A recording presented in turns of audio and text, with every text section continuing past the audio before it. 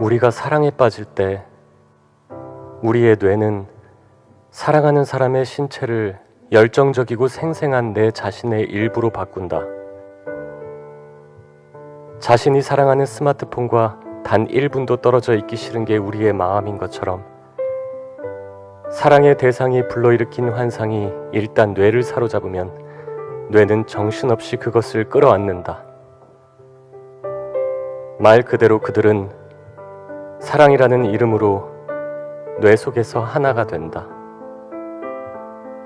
그래서 사랑의 대상을 잃는다는 것은 우리 뇌에게는 마치 자아의 일부를 도려내는 것과 같은 아픔이다. 손바닥을 마주보게 한 상태에서 그대로 주먹을 쥐고 함께 모아보세요. 이것이 대충 여러분의 뇌 크기입니다. 이 정도 크기의 작은 공간에서 모든 일이 일어납니다. 그곳이 여러분의 자아가 기거하는 곳이고 여러분의 의식과 마음, 정신과 영혼이 발원하는 곳입니다. 우리가 학습한 수많은 지식과 과거의 모든 기억, 현재의 막연한 설렘이나 불안, 미래에 대한 기대와 희망이 어우러지고 이러한 정보를 토대로 다른 모든 신체 부위를 컨트롤하는 명령어들이 시시각각 쏟아져 나옵니다. 그 작은 공간에서 우리의 가장 내밀하고 소중한 사랑의 이야기가 펼쳐지고 미래의 불확실성과 죽음에 대한 공포가 현재형으로 끌어당겨져 끔찍한 악몽이 되기도 합니다. 찻잔 속의 폭풍, 스토미너 티컵이란 말이 있습니다. 당사자에게는 엄청 큰 일로 느껴지지만 바깥에서 볼 때는 사소한 사건을 말합니다. 뇌과학자들은 흔히 말합니다.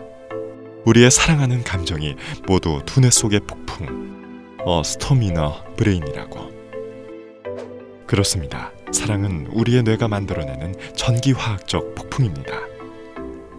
사랑이 두뇌 속의 폭풍인 건 맞지만 우리의 뇌는 스토리텔링, 즉 썰을 푸는 데도 천부적입니다.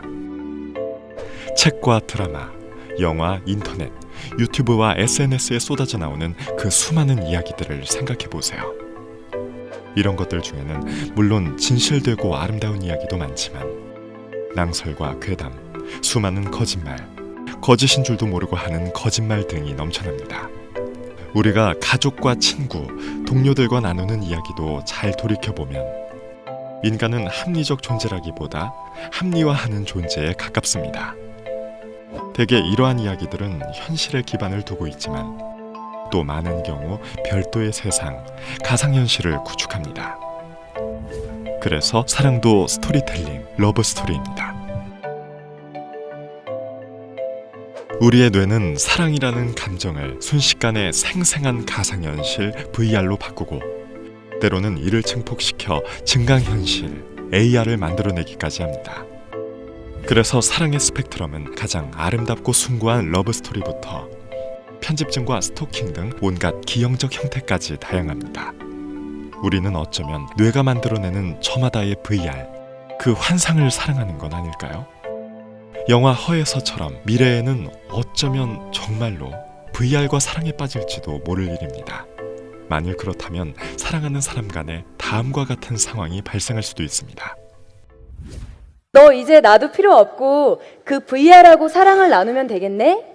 너의 이 똑똑한 뇌에 나에 대한 정보가 가득가득 입력되어 있을 거 아니야? 아, 왜 또 그래? 아니, 물론 내가 상상하는 것을 내 싱싱한 내가 생생한 VR로 만들어내긴 하겠지만 이 권철수의 사랑엔 너라는 실체가 필요해. 이 생생하고 살아있는 느낌이.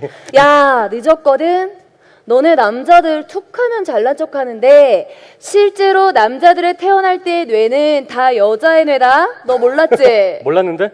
생후 2개월쯤에 남성 호르몬이 분비되기 시작할 때야 비로소 남자의 뇌가 발달하는 거야. 남자의 갈비뼈에서 여자가 나온 게 아니라 여자 뇌의 돌연변이가 남자인 거라고, 멍충아. 그리고 이때부터 남자는 논리적 사고를 얻는 대가로 공감의 능력을 상실해버리거든.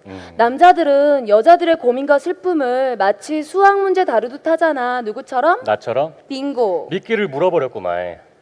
그거 지금 과학적으로 근거 있는 얘기야? 당연하지? 그냥 남녀의 차이는 오히려 진화 심리학적으로 얘기해야 되는 거 아니야? 어떻게? 보편적으로 남자는 여자의 그 육체적 외도에 대해서 질투의 감정을 크게 느끼는 반면 여자는 남자의 정신적 외도에 대해서 크게 느낀다.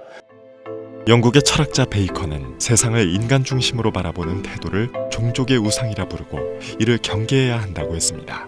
이는 인간을 자연보다 신 쪽에 가까운 존재, 언제나 우리 인간이 주인공이고 자연과 우주는 인간이 살아가는 무대 정도로 생각하는 아주 시건방진 태도라 할 수 있습니다. 일찍이 정신분석학이라는 분야를 창시한 프로이트는 과학에서 이러한 인간의 자존심을 뭉갠 중요한 3가지 사건이 있다고 말했습니다. 첫째, 코페르니쿠스의 지동설. 둘째, 다윈의 진화론. 그리고 셋째, 프로이트 자신의 정신분석학.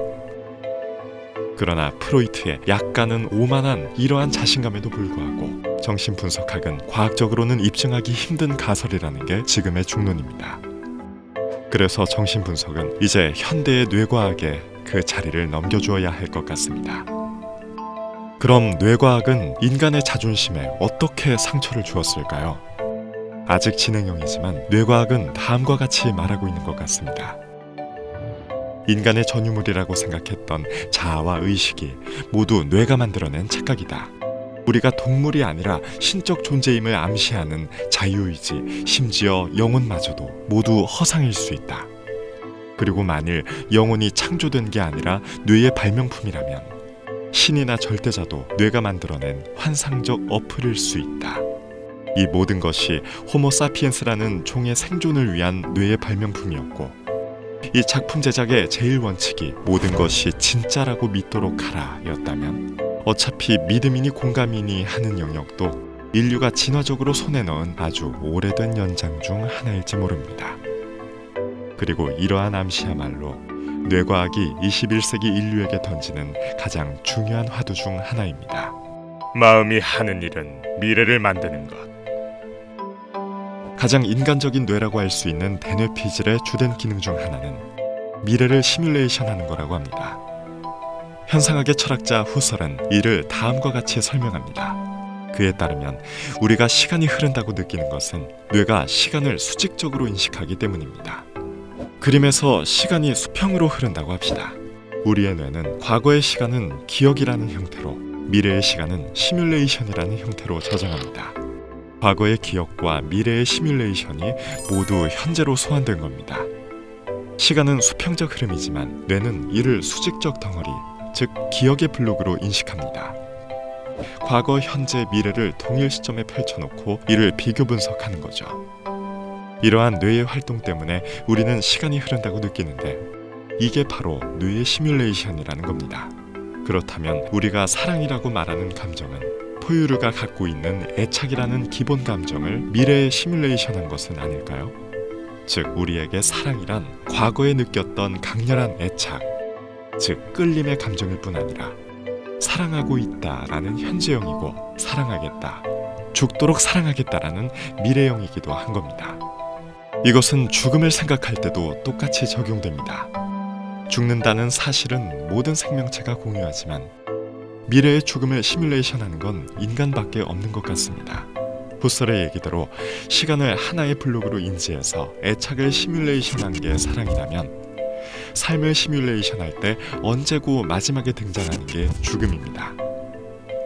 생물학적으로 우리 모두는 죽지만 시뮬레이션 속에서는 죽지 않을 수 있습니다.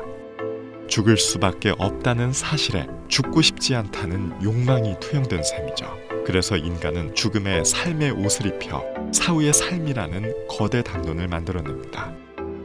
천국과 지옥, 전생과 후생, 불사의 영혼, 불면의 사랑, 환생이나 영생 등 이런 얘기를 들으면 강렬한 전기 신호가 뇌의 시냅스 사이를 미친 듯이 도약합니다. 그 모든 것이 시간을 수직으로 펼쳐놓고 삶에서 죽음으로, 죽음에서 다시 삶으로 치달리는 뇌의 시뮬레이션은 아닐까요? 스티브 잡스의 다음 말도 바로 이 사실을 웅변합니다. 삶이 만든 최고의 발명품은 바로 죽음이다. 그렇다면 죽음에 대한 공포라는 것도 결국 이러한 뇌 시뮬레이션의 부산물이라고 할 수 있을 것 같습니다. 일종의 비용, 미래의 전략 수립을 위해 어쩔 수 없이 지불하는 코스트인 거죠. 마땅히 죽어야 할 세포가 영생에 집착하는 순간 암이 되는 것처럼 죽음의 공포는 뇌의 암세포가 되어 허구적인 이야기로 치달립니다.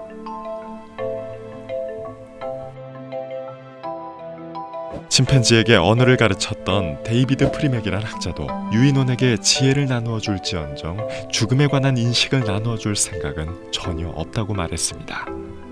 공포 없이는 죽음의 개념을 가르칠 수 없기 때문입니다.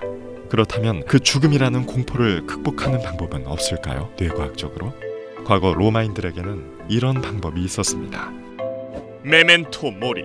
로마인들은 개선 장군의 마차에 이 글귀를 새겼다고 합니다. 삶의 최고의 순간에도 죽는다는 사실을 결코 잊지 마라. 이렇게 경종을 울렸던 거죠. 톨스토이도 같은 말을 했습니다. 죽음을 기억하라. 인간 뇌의 가장 중요한 기능 중 하나는 과거의 정보로 미래를 시뮬레이션하는 거라 했습니다. 죽음을 기억한다는 전략은 거꾸로 죽음이라는 미래의 사건을 과거의 시간으로 돌려 역설적으로 이를 기억하는 겁니다. 죽음을 아예 능동적으로 기억해버리는 일종의 죽음의 역설계라 할 수 있습니다. 그래서 그 순간 불확실한 미래의 공포를 현재의 소중함, 현실의 집중력으로 바꾼 거죠. 카르페 디엠. 정리하자면 사랑과 죽음은 시뮬레이션이라는 메커니즘을 통해 인간의 대뇌피질에서 발원한 가장 인간적 개념이라 할 수 있습니다. 그렇다면 우리는 이 모든 것이 생물학적 현상, 다시 말해 뇌의 착각일 수도 있다는 걸 깨달을 수밖에 없습니다. 그렇다고 우리의 인간적 가치가 훼손되는 걸까요? 뇌과학자 미겔 니콜렐리스는 다음과 같이 말합니다. 인간은 우리의 진정한 기원인 초신성도 결코 누려보지 못한 호사스러운 감각을 맛보며 우주의 장엄한 언어를 해석해낼 수 있는 존재이다. 이기적 유전자를 쓴 리차드 도킨스도 이렇게 말합니다. 인간은 유전 정보, 즉 DNA를 실어 나르는 생체 로봇이다. 하지만 DNA에 저항할 수 있는 유일한 존재도 인간이다. 이처럼 인간은 스스로를 자각하며 자연의 비밀을 풀고 때로는 자연에 맞설 수 있는 꽤 특별한 존재 아닐까요? 그 상대적 크기와 능력 면에서 인간의 뇌는 동급 최강입니다. 화면을 보시죠.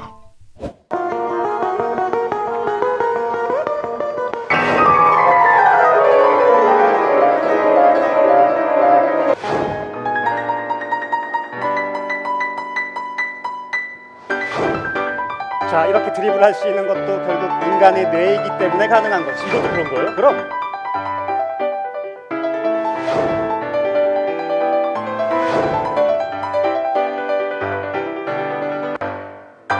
이것을 보면 인간이 어째서 그렇게 잘난 척하는지 이해할 수 있습니다. 그리고 우리는 이러한 뇌의 업적에 열광하도록 진화했습니다. 하지만 인간은 또한 반성적 존재입니다. 인간은 자신이 특별한 존재가 아니라는 걸 인식할 수 있을 정도로 똑똑합니다. 우리는 종족의 우상, 다시 말해 인간적 편견에 빠지기 쉽다는 것을 스스로 자각하는 존재입니다. 과학은 우리를 무서운 속도로 앞으로 나아가게 하지만 또한 역설적으로 광활한 우주 속에서 우리가 얼마나 하찮은 존재인지를 깨닫도록 합니다. 왜 사는지 모르는 걸 모르며 사는 그런 나무의 철학보다 더 뛰어난 철학이 있을까?